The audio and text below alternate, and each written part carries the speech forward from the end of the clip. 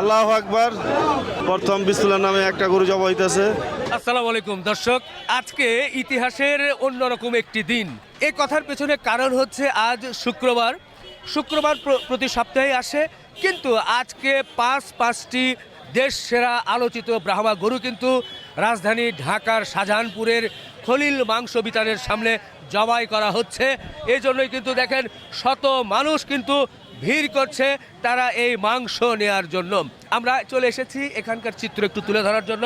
এরই মধ্যেই যে ভাইরাল গরু, কোটি টাকার গরু বা উচ্চ বংশীয় গরু এখানে এরই মধ্যে জবাইয়ের জন্য রেডি করা হচ্ছে। অনেক লোকজন কিন্তু আছে।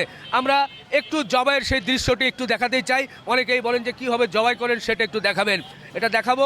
এরপরে চেষ্টা করব শত মানুষ যে আসছে তারা কেমন গোশত পাচ্ছে সেটা একটু তুলে ধরতে চাই। আল্লাহু আকবার, আলহামদুলিল্লাহ।